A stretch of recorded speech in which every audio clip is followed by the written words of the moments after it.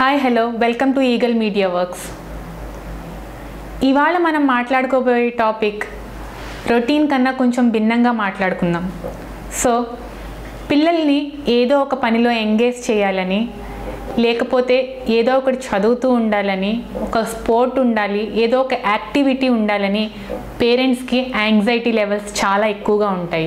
సర్వసాధారణంగా పిల్లలు ఇంట్లో నాకు బోర్ కొడుతుందనో, నాకు అది బోర్ కొడుతుందనో, నేను టీవీ ఎక్కువసేపు చూడలేననో, నాకు చదువుకుంటుంటే బోర్ కొడుతుందనో కంప్లైంట్స్ చేస్తూ ఉంటారు మనకి.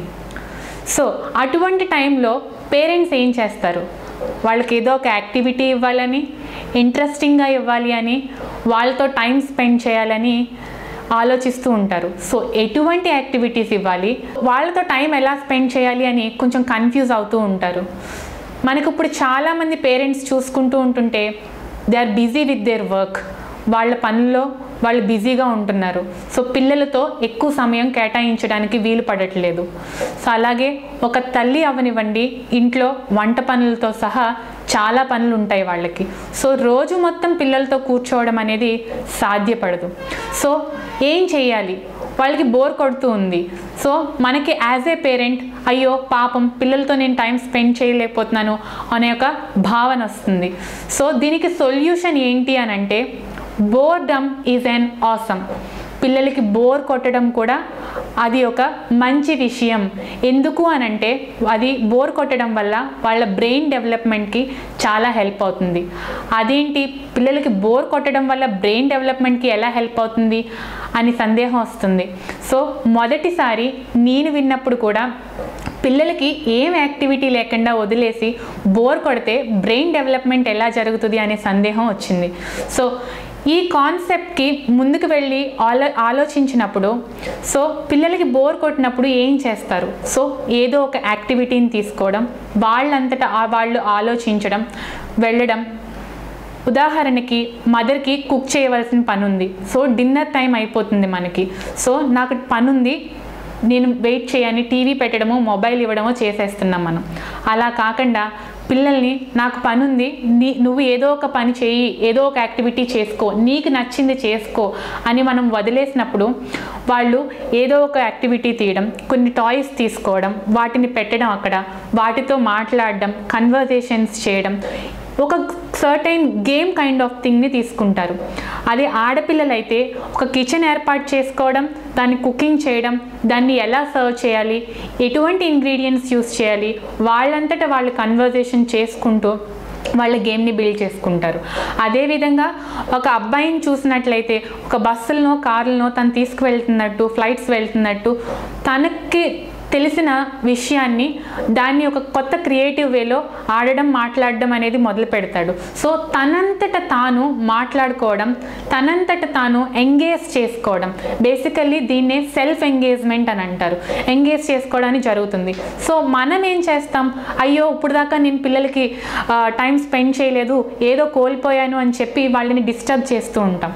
సో నిజానికి వాళ్ళని అది కంటిన్యూ చేయనిస్తే వాళ్ళకి బ్రెయిన్ అనేది బాగా డెవలప్ అవుతుంది. ఎందుకు అంటే అక్కడ క్రియేటివిటీ అనేది జరుగుతుంది, ఇమాజిన్ చేసుకుంటున్నారు. సో వాళ్ళు ఇమాజినరీ స్కిల్స్ అనేవి డెవలప్ అవుతున్నాయి. అదేవిధంగా ఒక డెసిషన్ తీసుకుంటున్నారు, ఏం చేయాలి అని ఆలోచిస్తున్నారు, ఆ ఆలోచనలో ఒక డెసిషన్ అనేది జరుగుతుంది. సో డెసిషన్ మేకింగ్ అనేది నేర్చుకుంటున్నారు, సెల్ఫ్ ఎంగేజ్మెంట్ అనేది నేర్చుకుంటున్నారు.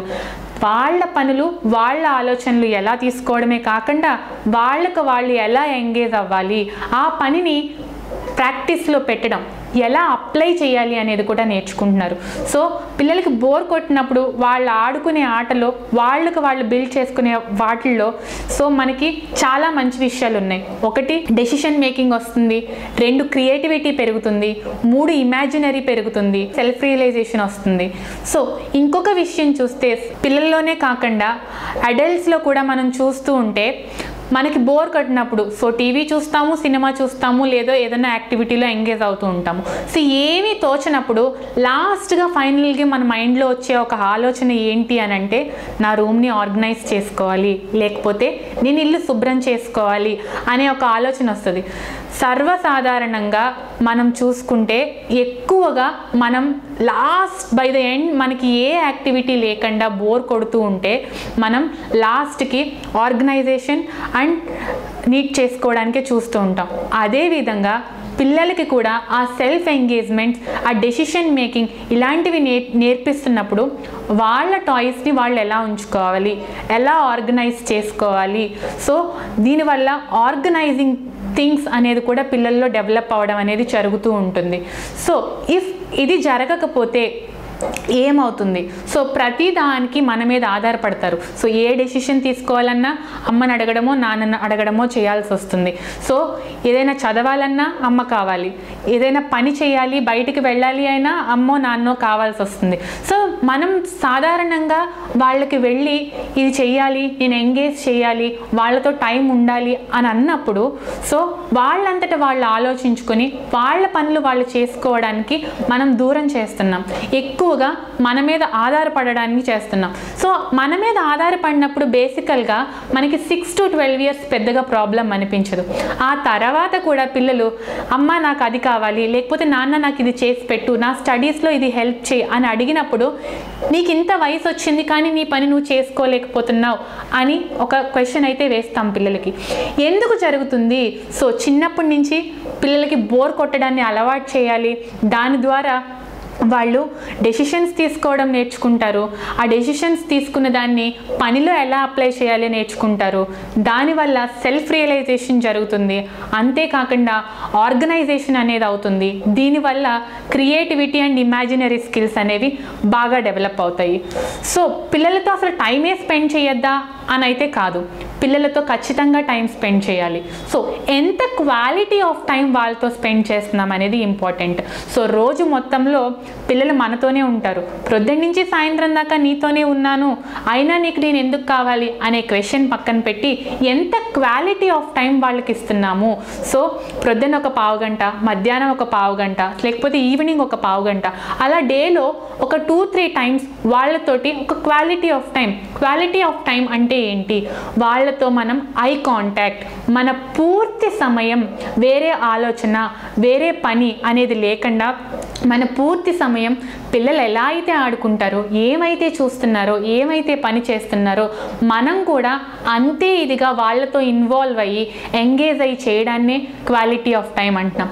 అటువంటి టైంని పిల్లలకి రోజులో ఒక 2-3 సార్లు ఒక పావు గంట ఇస్తే సరిపోతుంది. సో మిగిలిన టైం అంతా నేను ఎంగేజ్ చేయాలి, నేనేదో చేయలేకపోతున్నాను అని ఎక్కువ యాంగ్జైటీ ఫీల్ అవ్వాల్సిన అవసరం లేదు. సో మనం పిల్లలకి క్వాలిటీ టైం అయితే ఖచ్చితంగా ఇస్తున్నాం కాబట్టి మిగతా టైం వాళ్ళకి బోర్ కొట్టడానికి ఇవ్వడం ద్వారా వాళ్ళ స్కిల్స్ని, వాళ్ళ క్రియేటివిటీ స్కిల్స్ని, ఇమాజినరీ స్కిల్స్ని డెవలప్ చేయడానికి, ఎంకరేజ్ చేయడానికి హెల్ప్ చేసిన వాళ్ళు అవుతాం. సో ఇక్కడ నుంచి చాలామంది పేరెంట్స్ ఎవరైతే నేను నా పిల్లల్ని ఎంగేజ్ చేయలేకపోతున్నాను, వాళ్ళతో టైం స్పెండ్ చేయలేకపోతున్నాను అనే పేరెంట్స్ మన నుంచి గిల్ట్ అనే ఫీలింగ్ని తీసేయచ్చు. ఎందుకంటే మనం ఎంత క్వాలిటీ ఆఫ్ టైం ఇస్తున్నాం అనేది చూసుకుంటున్నాం. మిగతా టైం పిల్లలు వాళ్ళ స్కిల్స్ని డెవలప్ చేసుకోవడానికి మనం హెల్ప్ చేస్తున్నాము. సో ఇవాళ నుంచి పేరెంట్స్ ఒక గిల్ట్ ఫీలింగ్ని, నేను పిల్లల్ని ఎంగేజ్ చేయలేకపోతున్నాను అనే గిల్ట్ ఫీలింగ్ని తీసేసి వాళ్ళకి ఇవ్వగలిగినంత క్వాలిటీ టైం ఇచ్చి మిగతా టైం వాళ్ళు సెల్ఫ్గా ఇండిపెండెంట్గా ఉండడానికి ఎంకరేజ్ చేస్తూ ఉండాలి. Thank you for watching. Like and subscribe Eagle Media Works.